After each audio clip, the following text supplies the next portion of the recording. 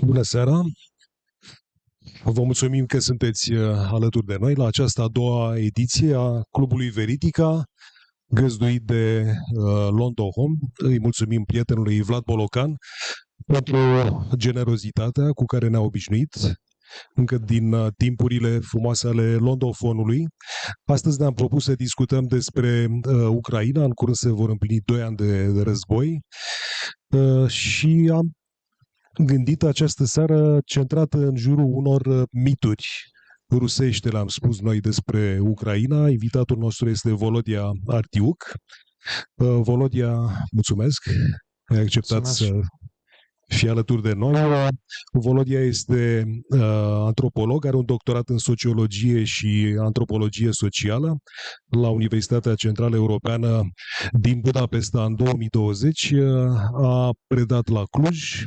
În acest moment este cercetător postdoctoral asociat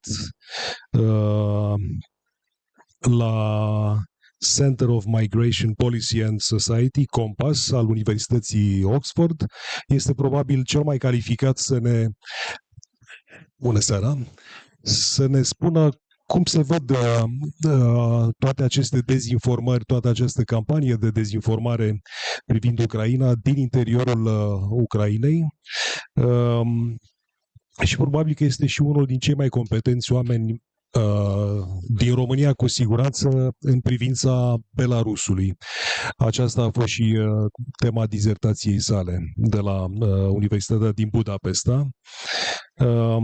Vom avea o discuție și în română și în engleză. Volodia vorbește și limba română, așa cum are abilități de invitat și în ce privește limba maghiară, nu? Puțin. So, Volodia, Ukraine is a Soviet invention. This is the first myth.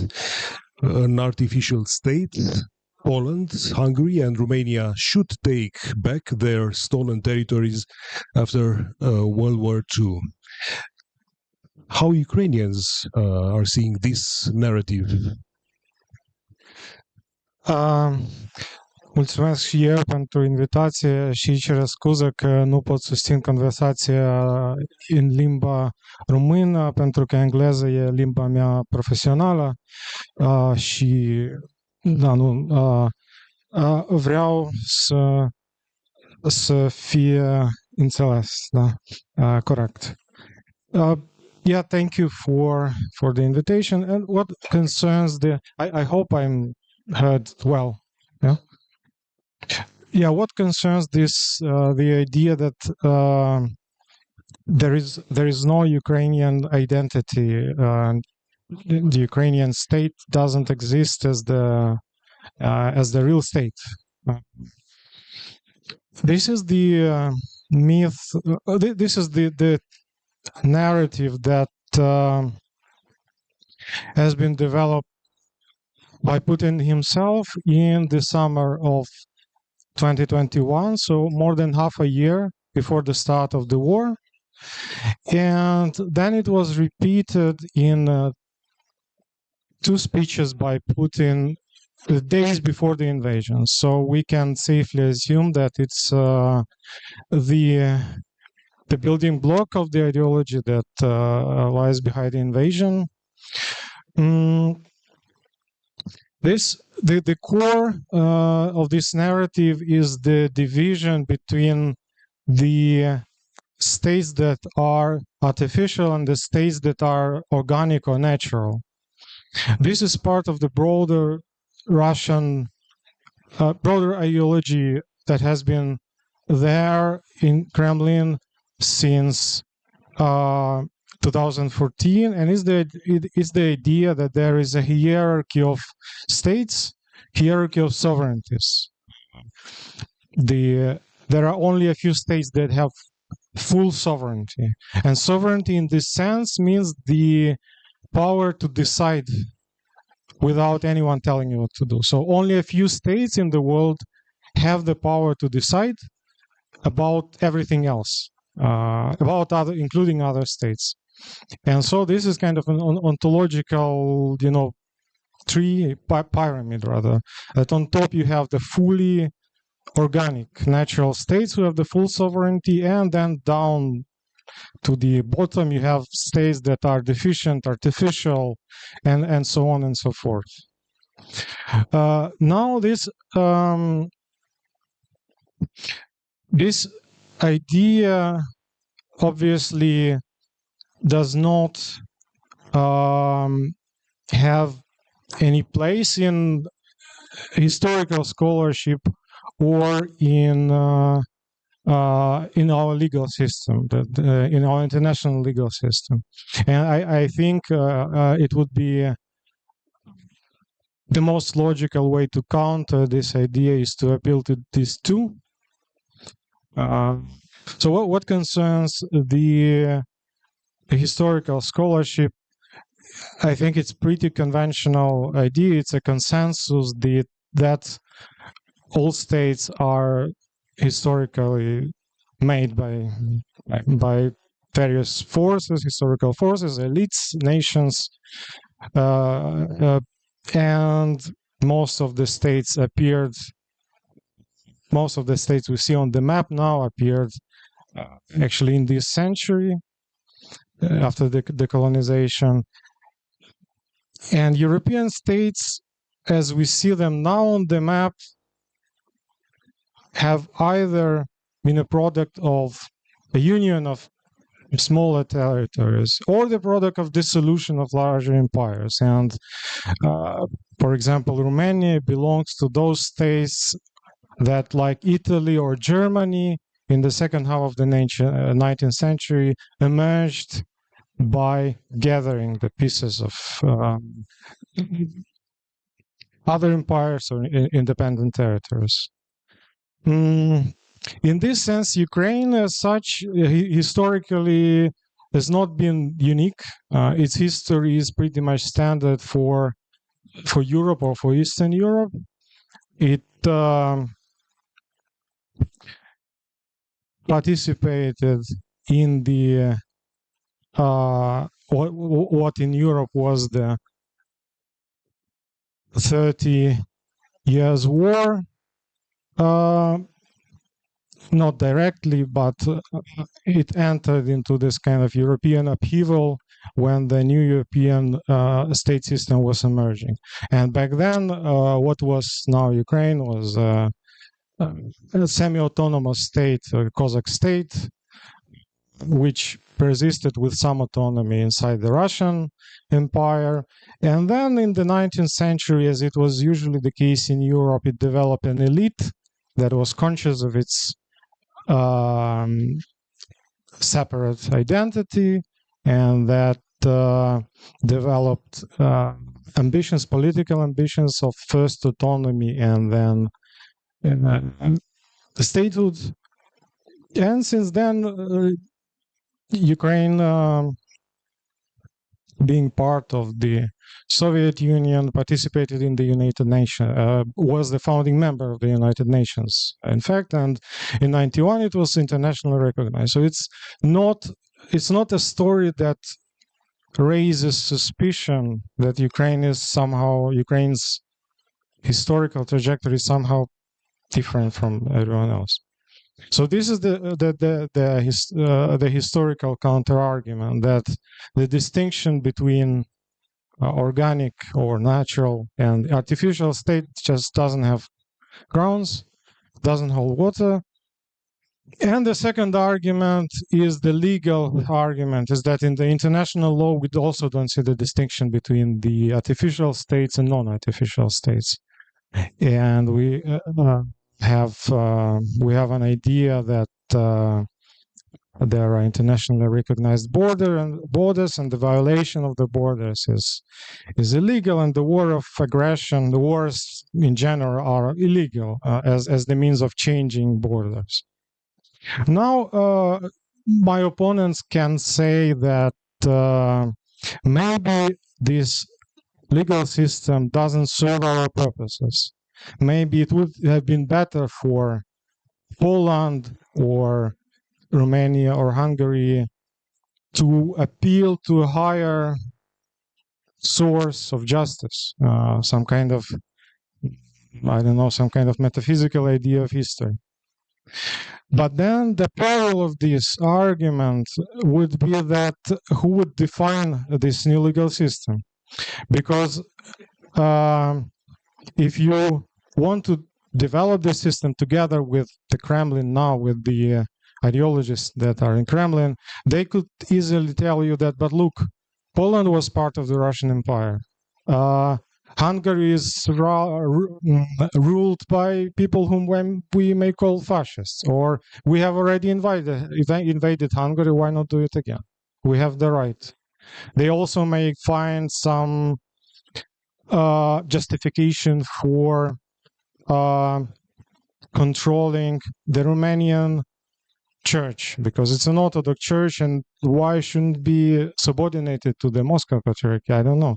So when you reject the international legal system, the order of the nation state that are now, you are stepping into a very perilous territory where you may easily lose.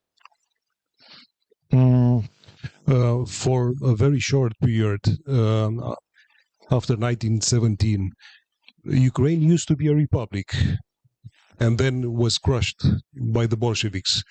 Is that chapter well known in Russia or no? I'm not sure. I'm not sure that in Russian textbooks or in Russian historiography it's very prominent. This period in Ukraine, the period of the Ukrainian Central Council, which this was the government back then in early 17th century, in early 1917, corresponds in Russia to this transitional period between the April Revolution and the October Revolution, and it's not something that is being discussed in Russia that much. It was the period of some sort of democratic experimentation that is probably accepted now as a failed period. But unfortunately, this period is also not highly regarded in contemporary Ukraine, because it's also a period of some kind of failed experiments, and the people who were there are intellectuals, mostly historians, linguists, and they are considered indecisive, weak, and so on. So, and they were social democrats. They were quite on the left wing, which is also not now doesn't sound very sympathetic to some people. So, unfortunately, this period where Ukraine first got its attributes of its statehood, national anthem, national flag, the Academy of Sciences, and so on. It's being studied in school, but it's being studied as this at the time of failed experiments, rather, in the narrative of victimhood, that this early parts of statehood were crushed. I remember Putin once this huge press conference 2 years ago, telling a Ukrainian journalist, "You are not Ukrainian, you are Russian. You look like a Russian, you speak like a Russian." And then, of course, he said that Ukrainian identities doesn't exist. It's something like ethnographic identity. But they still recognize the Moldavian language, and it was invented 100 years ago. So it's a paradox, but it's specific to Kremlin. But what about the Ukrainians? How they are feeling the identity? Because we, in the West, in the East, the close East, we know that it's divided between East and West. We learned that for many years. Is that true? It's a failure? I think I will spare a couple of words to address the accusations from the Kremlin first. Indeed, there is an ambivalence. Indeed, both the fact that Ukrainian language is a separate language, it's part of the East Slavic languages is recognized. It has never been disputed by Russian linguists or by Putin himself, who published his essentially his declaration of war in Ukrainian. So this text on the three unite nations was published in Ukrainian on his website. So it's not being disputed. It's not being disputed that Ukrainians are a separate nation, but it's being portrayed as Ukrainian nation is being inserted into some higher unity, almost mystical unity that for the Kremlin ideologists are the Russian people. And the people is something that is higher than the nation, which is surprising, probably. But this is in their logic. The people is like a tribe or a family, so that there is this metaphor of kinship or quasi-kinship relationship, and you can be a brother, but you can also betray me. And if you betray me as a brother, it's even worse than being an enemy. So this is what is implied, and it's intuitively understandable for the Russian public, for the Russian population. This quasi-kinship relations that are higher than the legal, than the international law. Now, what concerns Ukrainians themselves? Ukrainian language has been there. Well, okay. So just to have just to give an idea to the audience how the three languages, Ukrainian, Belarusian, and Russian, are related. The story is, I mean, many of you probably travel to Germany or Scandinavia, and you kind of have an idea of how Scandinavian languages are related. So it's pretty much the same. Diachronically, the languages diverged in late Middle Ages. That's 13th, 14th century. For the Scandinavian languages, that's probably towards 16th century. And they are as mutually intelligible as Swedish, Norwegian, Danish. Danish probably less. So that's how it is. And it's not being disputed. Ukrainians are pretty much aware that, that these are separate languages and so on. Ukrainian language has been spoken pretty much continuously on the territory that is now Ukraine since the Middle Ages. Again, I mean, obviously developing from rural dialects, a continuum of dialects, to the literary language in the late 18th century, which is a pretty standard story again for the Eastern European languages. And both in the after the 1917 and in the Soviet times, Ukrainian was the state language. In fact, the Soviet state educated most of the peasants from 10% literacy to 80-something% literacy in Ukrainian. So most of the peasants started speaking Ukrainian, as most of the urban population, in fact. And this pretty much stayed, oscillated a bit in terms of percentages, but stayed up to now. So Ukraine was not Russified completely, although there were attempts, obviously. And in Ukraine, there is pretty much clear idea that that these are separate languages, that you can speak both Ukrainian and Russian as a bilingual. You can prefer speaking Russian in your immediate circle, but you could still call Ukrainian your mother tongue, which is kind of a paradox, because according to the polls, almost the same share of the population call themselves ethnic Ukrainians, and people having Ukrainian as their mother tongue. But much less than that say that they speak Ukrainian in everyday life. But this reflects the idea that language does not define the person's identity. And as to identity itself, throughout the last century, in fact, between 70 and 80% of the population that lived in the territory of contemporary Ukraine were recorded as Ukrainians in various surveys, polls, and other ways to sociological ways to look at it. Now, what concerns the distinction between the southeast, the east, west, south,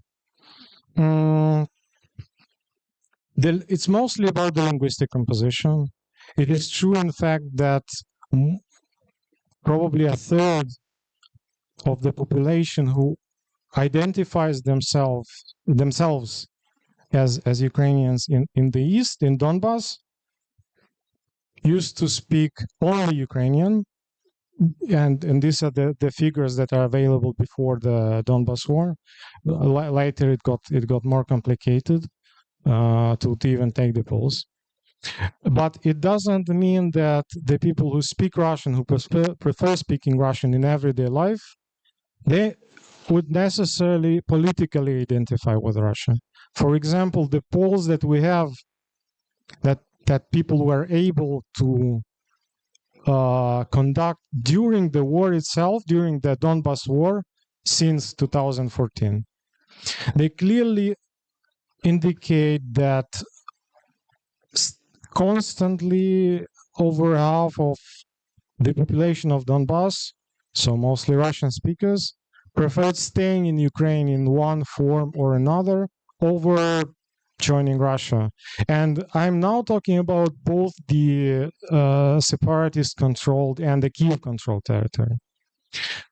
So it's and this is in the conditions of a war, of a bitter resentment, and so on. And if these polls show you this preserved, maintained identity that is not Russian, you would assume in peacetime it was even less so.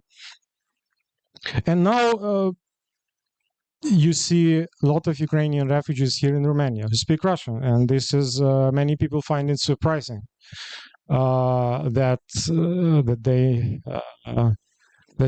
do this during the war. But in fact, it's nothing to be surprised about. They all know Russian, and they all know Ukrainian. There is social-linguistic difference. The spheres of life where they speak one language or another, and the language choice does not determine at all their political orientation. So if you hear a person in Bucharest speaking Russian, it doesn't mean at all that this person would sympathize with Putin or whatever. But you cannot find that kind of situation when Ukrainians are pointing fingers to the Ukrainians who are speaking Russian. This is true. And saying traitors. This exists, but in very limited circumstances. In fact, and mostly on Facebook and Twitter. I've been studying these kind of interactions live, like talking to people. And this is extremely rare.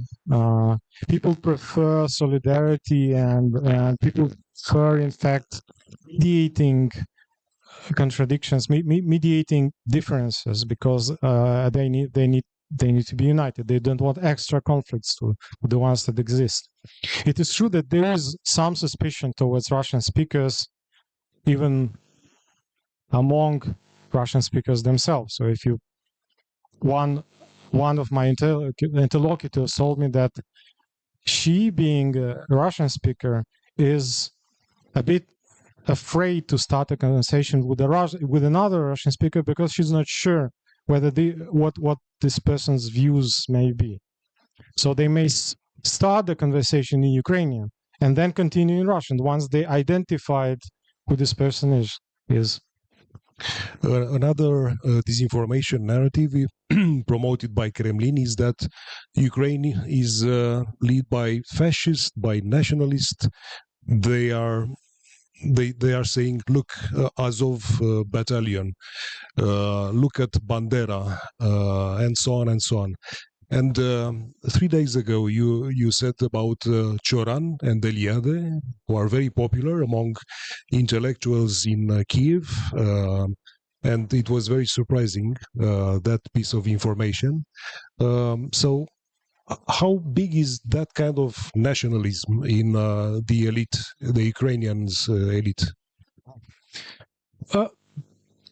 The government, the current government, the previous government has never included or incorporated any significant far-right element. It just is impossible to claim this somehow on the basis of the voting patterns or the constitution of the parliament, the constitution of the governments. And I'm talking about the post-Maidan developments, so the governments that were called by the Russians fascists.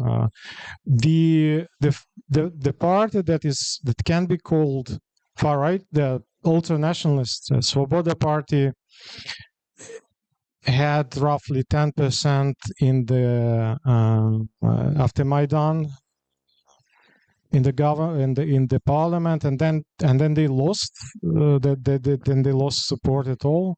So the government is not far right, but it also is not ideological.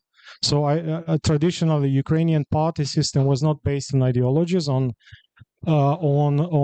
strict traditional political ideological spectrum. So these were mostly leader-oriented parties, leader-oriented groups, as Zelensky's party is, for example. Now it's a party of one person, and Zelensky can hardly be accused of having any sympathy towards the far right. One more objection to this, which is purely procedural objection, is that Russians themselves hesitated several times. Initially, they called the Ukrainian government fascists after the Maidan. Then they stopped calling it that and started praising it.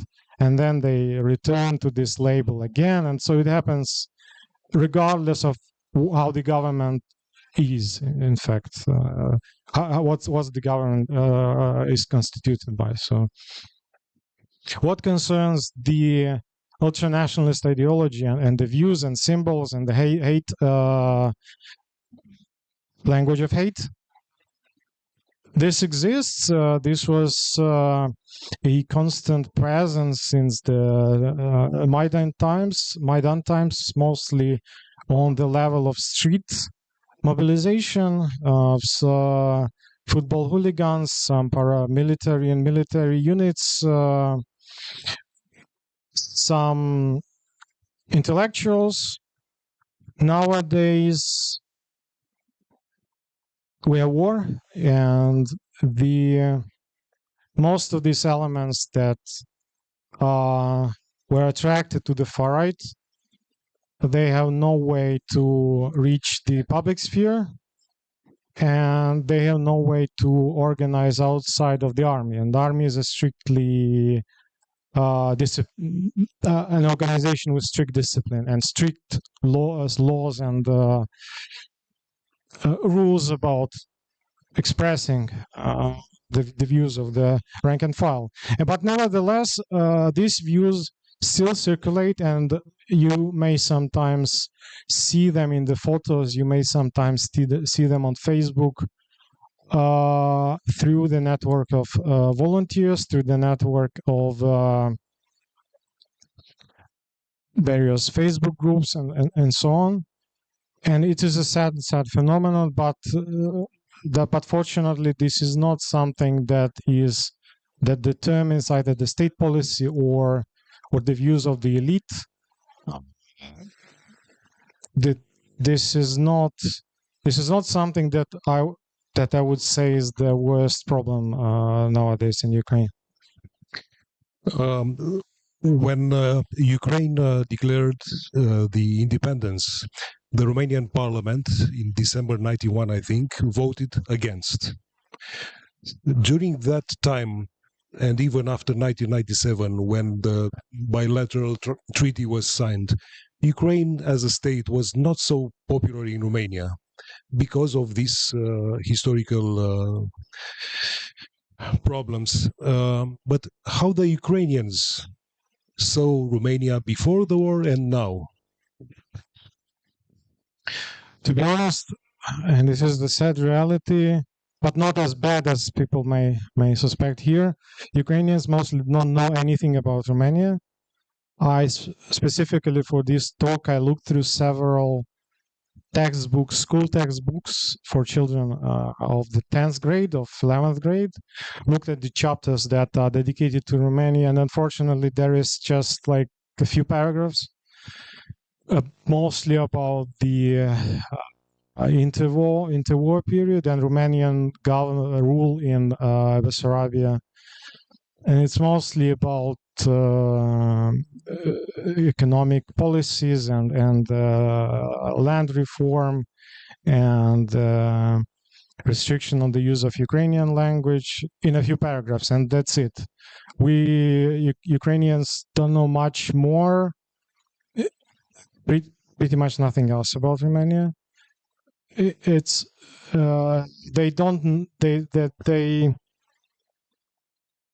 people whom I talk to here had almost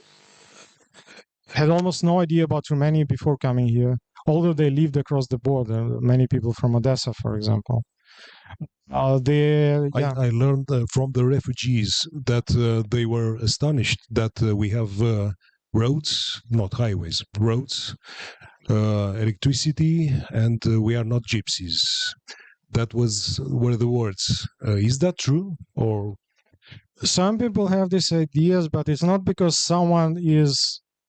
It's some sort of.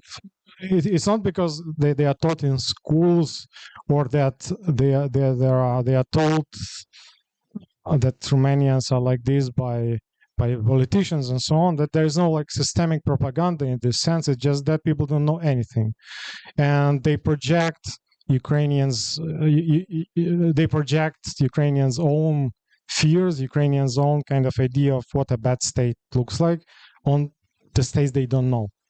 You think that that was the seeds of Soviet propaganda, or just probably it may be the case, but I suspect it's much simpler. It's how they imagine the most backward places in Ukraine, and they just project it towards everywhere else. It's simply because the roots of labor migration were directed at Poland, Germany, Italy. So they bypassed Romania.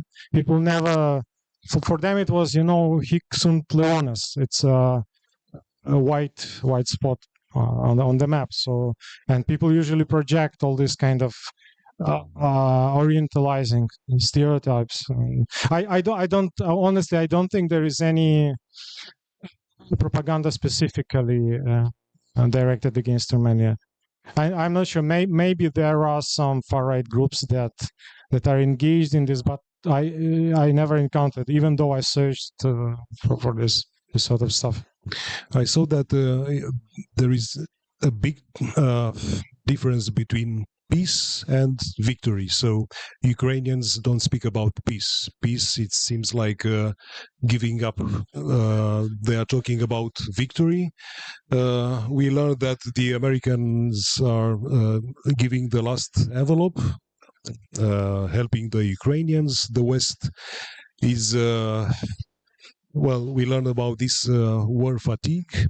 What the Ukrainians want for now? They want to end this war and, this status quo becoming the new reality of the state, or fight till the end? I would be cautious about this. It is really hard to say now because there are processes that are happening inside the Ukrainian government and Ukrainian society nowadays in reaction to the turbulence with the Western help or Western support. I don't think that people have come to realization of what's actually happening, and that the government has offered any new vision of how to live under these conditions. I think that people are rather confused. The rhetoric of victory rather than peace has been a necessary part of the wartime communications, right? Because it's in the constitution, and you, as a fighting state, you can't afford to compromise on your constitution. So it's something you can't say without significant damage being done to the morale. The polls that have been done on questions related to these these visions of peace or victory show that the share of the population that would accept some pause in fighting increases, but not at the cost of the loss of territories. But I would be very cautious with this, because polls, surveys in the times of war are, we need to approach them with caution. So, to summarize, is the situation in flux. It's the situation of some confusion. Are any discussions in Kiev about the post-Zelensky era? They are talking about Arestovich being the next president, for instance. I wouldn't say this is happening in Kiev. Arestovich is abroad, to the extent that I know.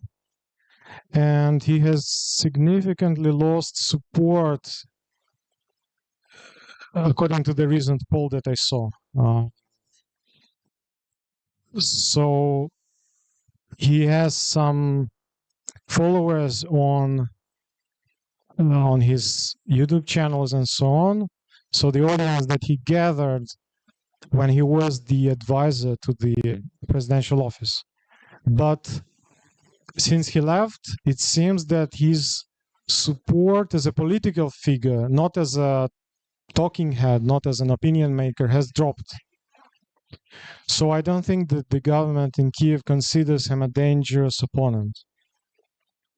And so therefore, I don't think this is now being taken seriously. The scenario of a change in political leadership. It seems to me that the message from the government is that there is not going to be elections during the wartime. This was the last message, and since I don't have any inside knowledge, I just tell you the signals that are coming from there. What do you think about the Russians? Do the Russians really believe the Kremlin rhetoric regarding Ukraine and the Ukrainians, or not? I think that the more or less a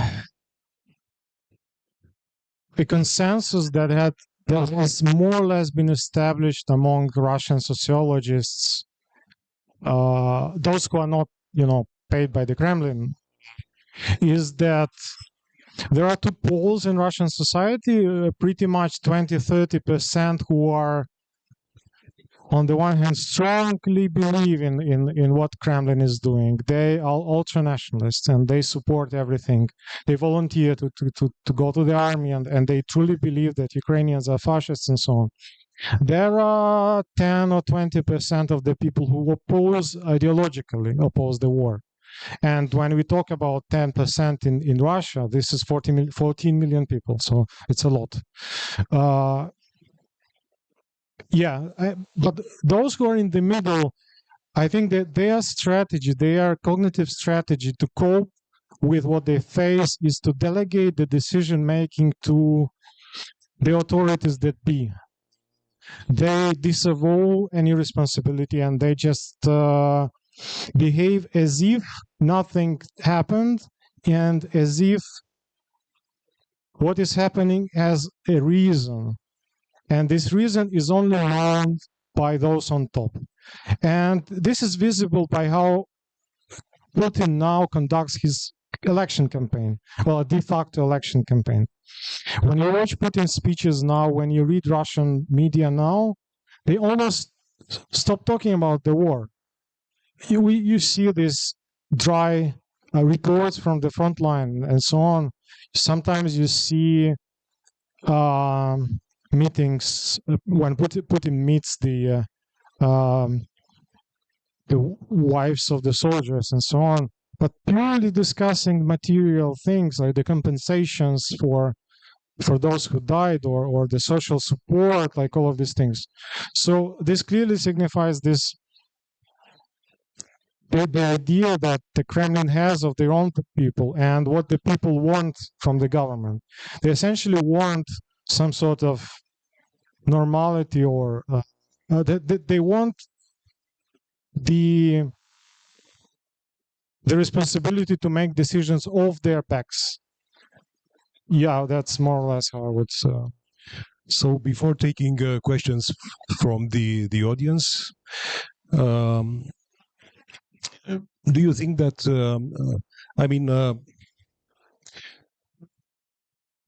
the West understood the stake of this war? I mean, Kremlin is speaking about the big fight between the good and the evil, between the globalists and the sovereignists, and for the new world order. But what about the West? What about your friends in Oxford University or your friends in Budapest and so on? What do they think about this war? I think people in general are rather disoriented and afraid. So the dominant emotion is fear and apprehension, I would say. People who read Financial Times, like people who read, reports of the U.S. military and think tanks close to the intelligence, they are all extremely worried, and they are acutely aware that we are living through times where the leaders don't have an idea how to go forward with this. It's the first time that probably the first time in their lives that they feel that the West is not in charge of what's happening, that there will be less and less places where you can safely stay and hide. So this is a dangerous feeling of fear and disorientation. What I increasingly see around, and people try to not to think about it maybe, and but this is becoming dominant. The ways how people cope with this is that the harsh, aggressive criticism of the West.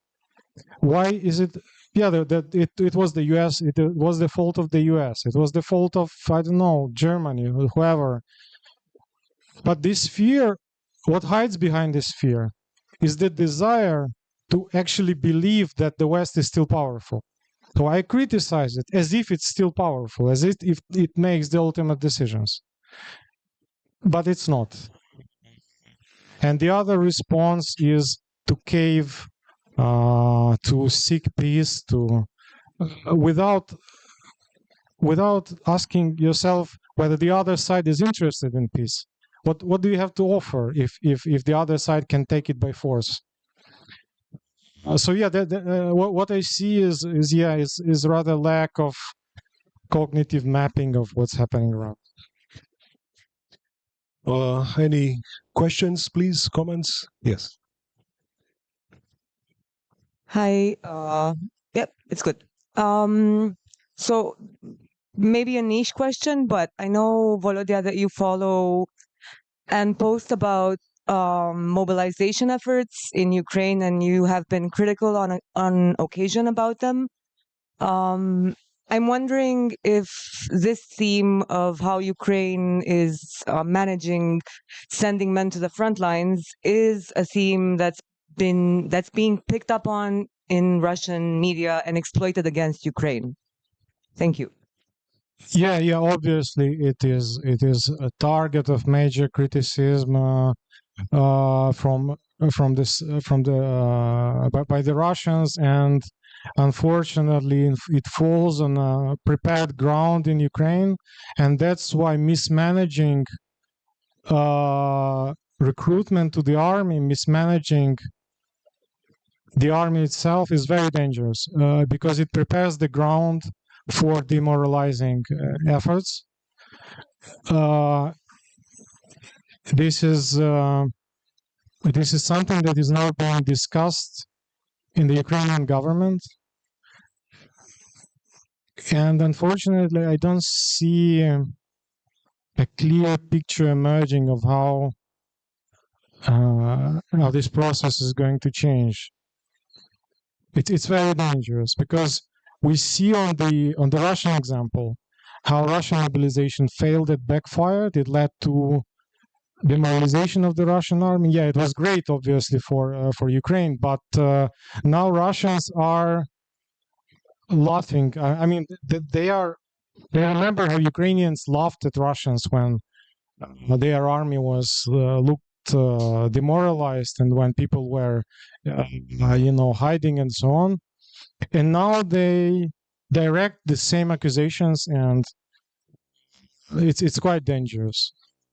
Especially now when all the negative trends coalesce in this now, and falling support and so on. It's very dangerous.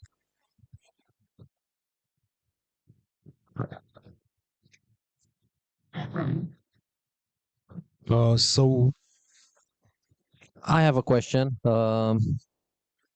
With all the talk now about the possibility of Western aid ceasing or getting to a level that would make a successful war unattainable by Ukraine. What do you think are the chances of resistance continuing in a worst case scenario? With no Western aid, with the Russian increasing army and increasing offensive on all fronts?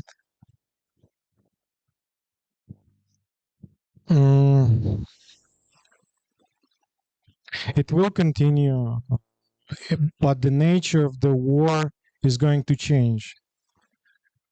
So Ukrainian war has gone through several phases. So the first phase was this asymmetric war with the predominance of quick raids of small groups attacking Russian columns in the spring last year. Then Ukrainian army managed to stabilize the front line and immediately got arms shipments from abroad.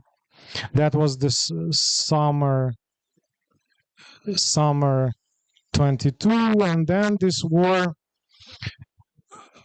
essentially what was happening with the stabilization of the front line along the geographical borders that are convenient for defense, like more or less. Yeah, many people expressed dissatisfaction with this, and that people are dying for nothing and so on. But the danger is, if the nature of this war changes from the war of attrition, from this First World War type of war, it would change to the war, again to the asymmetric war, like the one in Syria or like the one we see in Gaza, but on a much larger scale. There will be resistance, but the ratio between the combat between military losses and civilian losses will change dramatically towards the civilian losses. Because in the asymmetric wars, in the wars of in the counterinsurgency operations and so on, the ratio is drastically skewed towards civilians. So this is how it's going to look like. This will be nastier, much, much worse than it is now. It doesn't mean that Ukraine will just disappear. It's a huge country. It's an immense country. It's like two Romanias.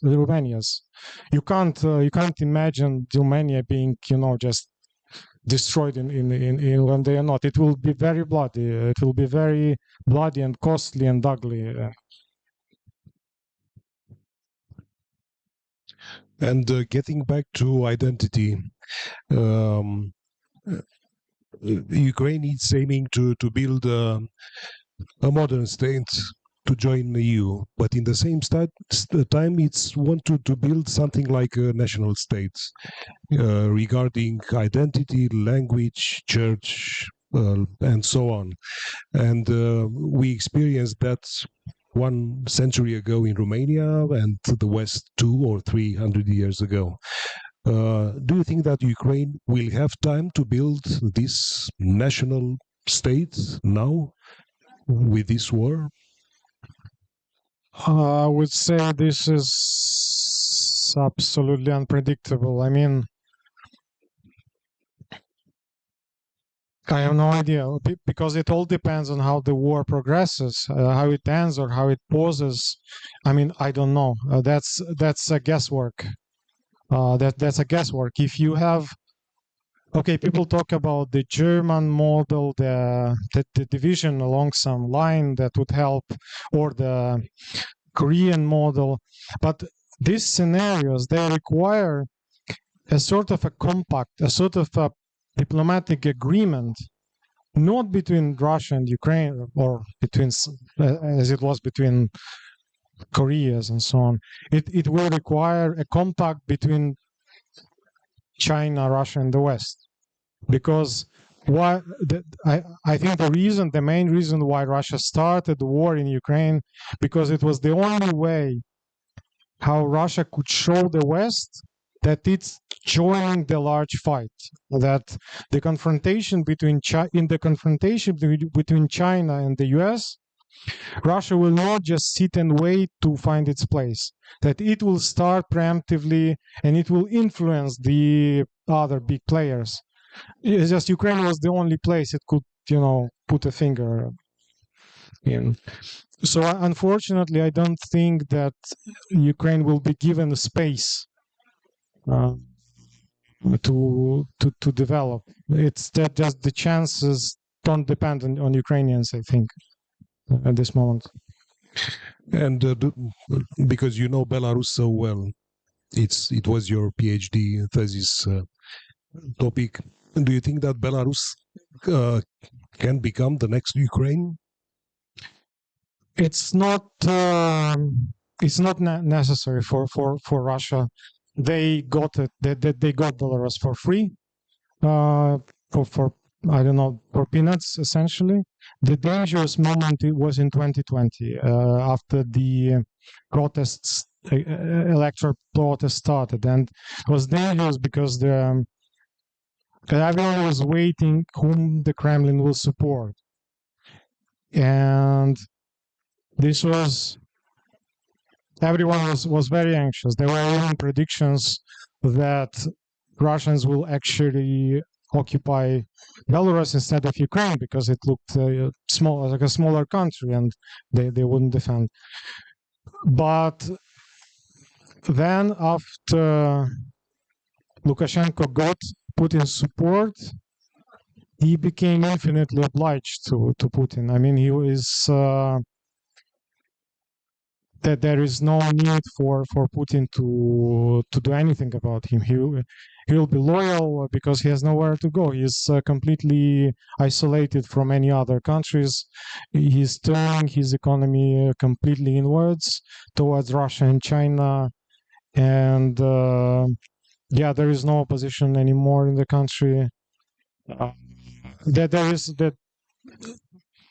is no way. yeah, there is no way it's going to change very soon. Mulțumesc, da.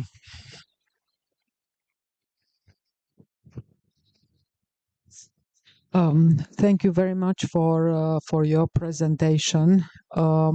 Even though I didn't hear everything, but I got most of it. I understand that the morale of the army is not great, and understandably so, given the fact that the financing coming from the US is clearly paused, at least paused until the beginning of January. But then my question would be, what are the main trends in people's thinking about the whole situation? What would be like 2 or 3 trends in terms of attitudes, of how they look at the future, how they look at 2024? Thank you.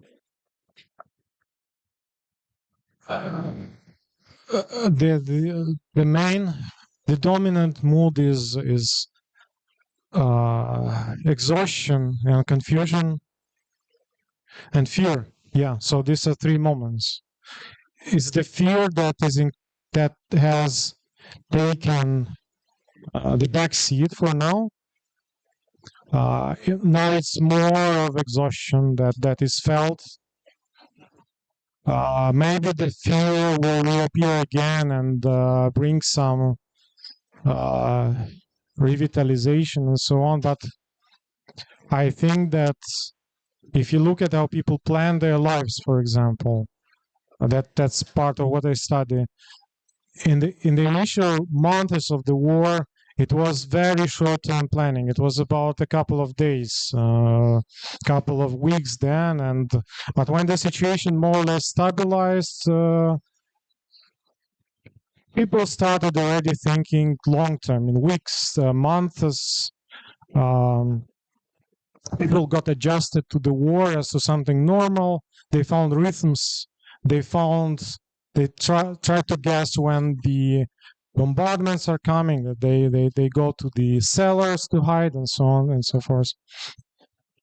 Now it seems that this short-term thinking returns again. People are anxious and tired, and they demand some answers. They want to know. They want someone to tell them what's happening, but there is nobody to tell them because nobody knows. That's the thing.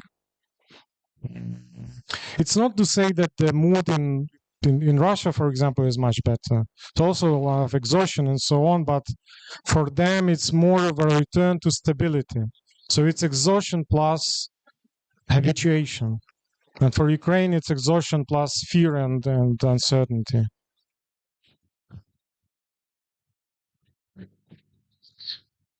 Dacă mai aveți întrebări sau comentarii, te rog. Just a simple question. What do you think that we can do from Romania in order to support you?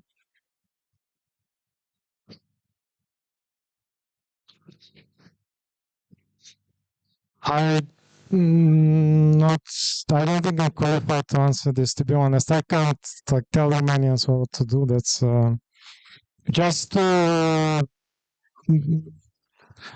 keep up your country as a country that is growing and economically, and that is more or less stable compared to other European countries. I think that's enough. Da.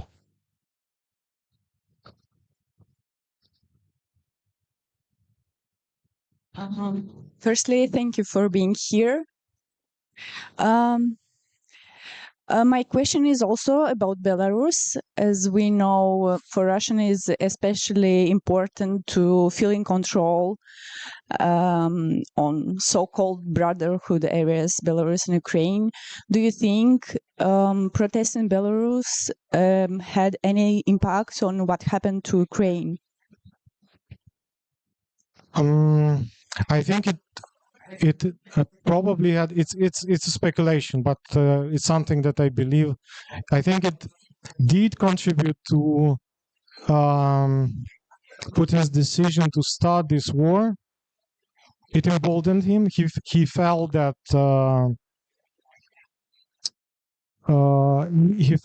is powerful enough to control the environment around him. If you recall, these years before the invasion in Ukraine, it was a year. These were years of Russian small successes abroad. It was in Syria, then it was in Belarus. The situation in Belarus in 2020 was increasingly destabilizing, and for Russians, for Kremlin, this destabilization was a sign that they're losing control. And the question of whether they are able to quickly reestablish it was very important. And they did it, and they succeeded. The next step was the introduction of the Russia-allied forces in Kazakhstan after the protests in Kazakhstan. That was in the summer 21.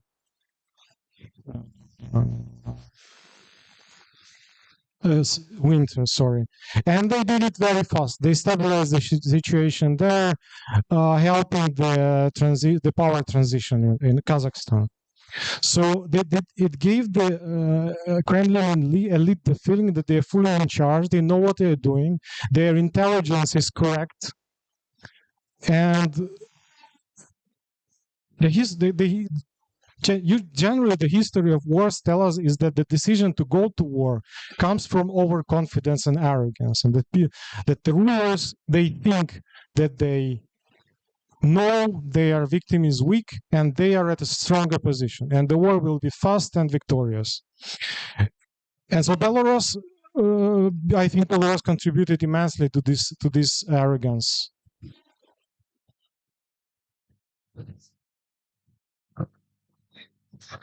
Nevertheless, I think it's completely, I feel it's completely improbable that anyone could have believed that a country as large as the Ukraine could have fallen within 3 days in a blitzkrieg. I think this is one of the myths one should discuss. I don't think I think so. Intelligence, quality, knowledge about preparations in Ukraine, knowledge about support from the West, political situation, mentality of the people. It was completely improbable that Ukraine would fall. It was it would fall quickly. I mean, I don't know. I'm an expert in security and all these things, but we have intelligence assessments from the US that predicted the fall. We have this the consensus in Russia, at least from what I know, from what I read, the consensus in Russia is that Ukraine was the country on the brink of collapse. The government of Zelensky was indeed losing support. Now we know from the report by RUSI, is this the British think tank, is that Ukraine was indeed permeated by the agents of influence, but on the lower levels in the security forces of Ukraine, although it turns out that they weren't super efficient. They were probably lying a lot to their superiors in Kremlin. So I think it is plausible that the Russians indeed think that they would overthrow the government. Yeah, I think so. Probably, but I'm not sure. I'm not completely sure. But I think there is evidence to this.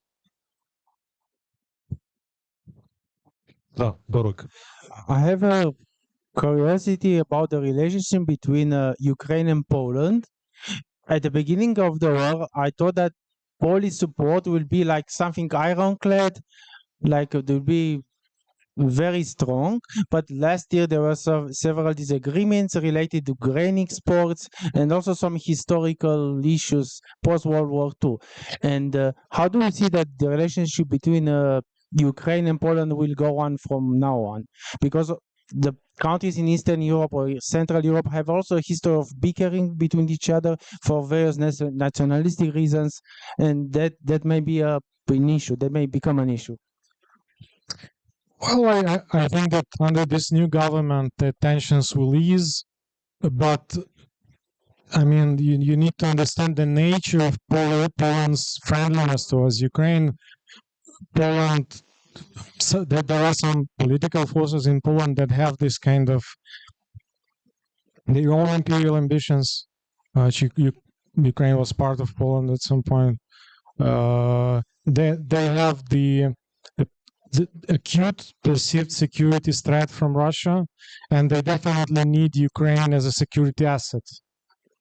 That doesn't preclude that they would not like to control Ukraine, to some extent control Ukraine economically and culturally. And that's obviously is not what the elites in Kiev like. So there is always space for conflicts, even in security allies. I mean, you know that NATO is not devoid of political differences, and you know you have Greece and Turkey and so on. So security alliances are not homogeneous. I don't think I think that the security interest will prevail definitely. Sorry? I mean, the logic of security, will prevail. Dacă mai sunt întrebări. Dacă nu, Volodia, mulțumim foarte mult. Și eu mulțumesc pentru întrebare. Reamenajăm acest spațiu, așa că vă invităm la un pahar de vin după. Va trebui să avem un pic de răbdare. Volodia, thank you so much. Thank you. Mulțumim. Seară frumoasă. Seara frumoasă.